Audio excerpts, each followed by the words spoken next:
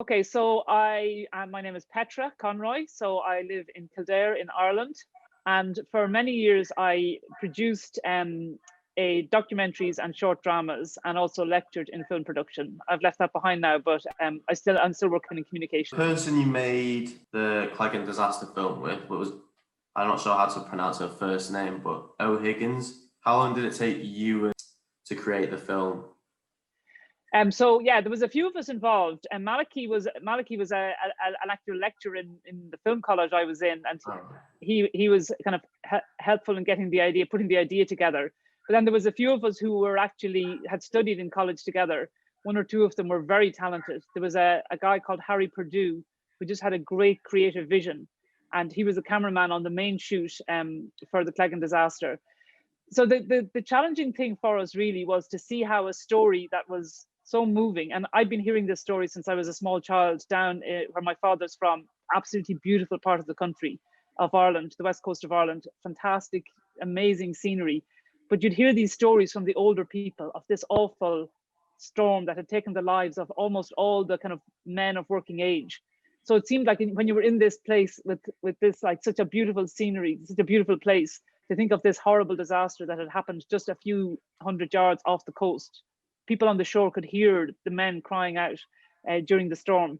So the challenge was to recreate the story in a way that wasn't just narrative. So there were men there who still remembered the event. There were small children at the time. So the big challenge for us was to try and put together a story that was visual.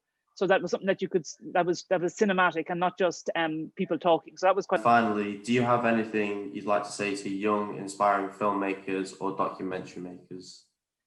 Yeah, so I used to lecture in film production, and people used to often ask that. So I used to say a few things. One was, like, if you really want to follow this, you have to be persistent. You have to really hang on in there.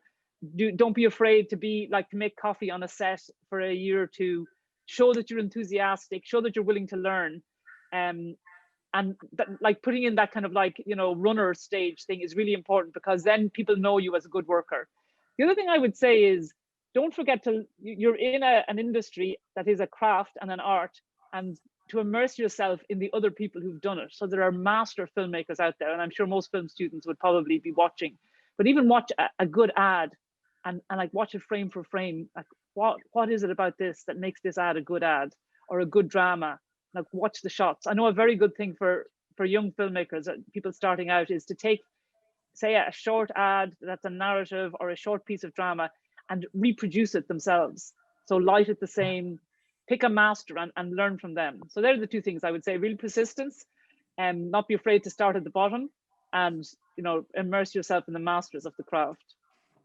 Great. That's all my questions. Thank you. Thank you for taking your time. Excellent. For this. Excellent, Finn. Good luck with it. Thanks.